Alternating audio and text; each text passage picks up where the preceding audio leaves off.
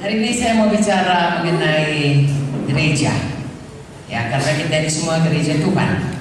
Memang namanya GKI, tapi yang sebenarnya kalau dimaksud dengan gereja itu bahasa Amerikanya itu eklesia. Artinya orang-orang yang dipisahkan dari dunia itu dihimpunkan bersama-sama di dalam satu tempat seperti ini. Tetapi kita karena warga negara Republik Indonesia, kita harus mendaftarkan diri ke Departemen Agama.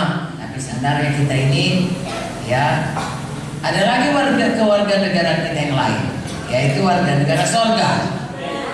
Ya, dalam kerajaan sorga kita ini merupakan tubuh Kristus lokal untuk Ambon. Ada banyak anggota tubuh Kristus, saudaraku, di seluruh muka bumi ini. Dan kalau dikumpul, namanya tubuh Kristus yang universal sedunia. Dan dari berbagai-bagai zaman, dari mulai Tuhan Yesus abad pertama sampai nanti Tuhan Yesus datang, itu semua adalah satu tubuh Kristus. Jadi bagaimanapun juga, saudaraku, kita mesti mengerti siapa kita ini dalam Tuhan. Amen. Tidak akan selesai malam ini, tapi setidaknya supaya kita lebih bersuka cita di dalam Tuhan. Amen. Mengenal siapa kita dalam Tuhan. Amin.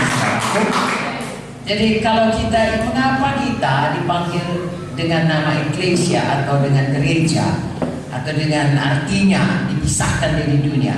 Karena memang kita sudah dipisahkan Tuhan dari hidup duniawi. Bukan berarti kita keluar dari dunia ini, tetapi dunia ini ada sistemnya yang sudah di bawah hukum dosa. Pada waktu Tuhan menciptakan dunia ini, Dia menciptakannya baik sekali. Kita bisa baca di dalam buku Kejadian. Sampai manusia pertama, yaitu Adam dan Hawa, berdosa lalu berubah. Kita membaca, saudaraku, bagaimana kutuk turun, kutuk dosa itu turun, sehingga manusia kalau tadinya dia hanya menikmati Taman Eden yang sudah disediakan Tuhan begitu baiknya, ya, tetapi kemudian menjadi harus berkeringat, saudaraku, ya, kerja keras. Sesuatu yang dialami atau terjadi karena dosa. Dan seterusnya generasi demi generasi sampai kepada kita ini. Jadi dunia, orang-orang yang tidak mengenal Tuhan bertanya, kalau memang Tuhan itu baik, kenapa ada bencana, kenapa ada tsunami, kenapa ada orang bersinggungan, kenapa ada mutilasi, kenapa ada orang memperkosa dan lain sebagainya, mencuri, korupsi. Nah, saudaraku, walaupun Tuhan baik dan Dia pada awalnya menciptakan manusia, tetapi kemudian manusia diberi kehendak bebas untuk patuh kepada Tuhan dengan kehendak bebas, karena manusia itu bukan robot. Tuhan tidak suka, saudaraku, kalau manusia itu patuh kepadanya seperti robot. Jadi Tuhan berikan kehendak bebas seperti Adam dan Hawa. Semua buah batang kayu boleh kau makan kecuali yang satu. Pilihlah untuk patuh kepada Tuhan. Amen.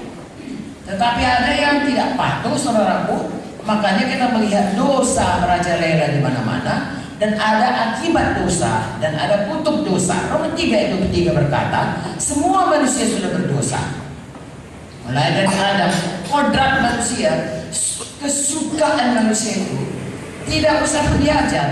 Begitulah sudah dosa itu memperhamba manusia. Sehingga dari kecil pun, saudaraku, marah itu dosa. Anak-anak tahu marah, saudaraku. Lambat sedikit diganti pokoknya menjerit sekuat-kuatnya.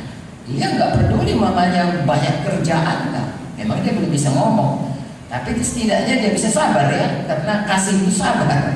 Tapi dia tinggal di situ, ya, mempunyai dorongan, ya, untuk itu. Itulah akibat dosa. Itu sebabnya ada sistem dunia ini yang sudah jatuh pada dosa, menjadi hamba dosa. Karena kepada siapa kita patuh, kita menjadi hambanya. Adam Hawa patuh kepada suara setan. Tuhan bilang jangan makan, setan bilang makan, boleh. Dia turut setan, maka dia hamba dosa. Sampai sekarang kepada kita oleh satu orang. Roma 5:17 berkata demikian. Karena satu orang, kita pun semua sudah ikut-ikutan berdosa. Lalu kemudian Kemudian saudaraku, upah dosa itu maut. Roma 6:23. Karena di surga itu gak ada dosa. Selama dosa itu belum diselesaikan, maka manusia dunia ini, semua manusia dunia ini, ujungnya harus ke neraka. Upah dosa maut.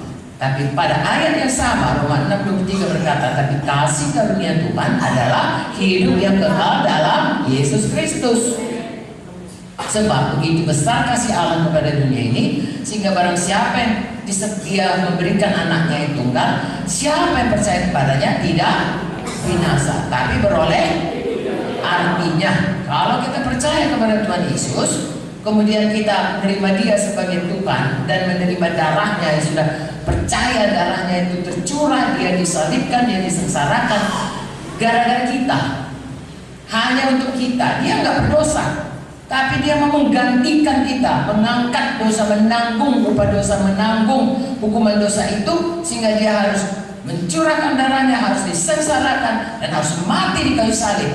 Bukti Ibrani berkata, tanpa darah tidak ada pengampunan dosa. Buktinya saudaraku, waktu Paskah pertama, pada Paskah pertama kita melihat semua orang Israel disuruh taruh darah di kosen pintunya. Kalau tidak ada darah, akan ada kematian anak sulung di situ. Bahasa Inggrisnya Paskah itu disebut Passover. Passover. If I see the blood, I will pass over you. Kalau kulihat darah itu, aku akan lewati rumahmu. Itulah artinya. Jadi siapa saja yang punya darah orang Israel, entahkah dia masih mencuri, entahkah dia masih berbohong, dan lain sebagainya, darah itu menyelamatkan dia. Amen. Tidak ada kematian anak sulung. Haleluya. Di rumah, tentunya ini rumah orang Mesir yang tidak percaya kepada Tuhan.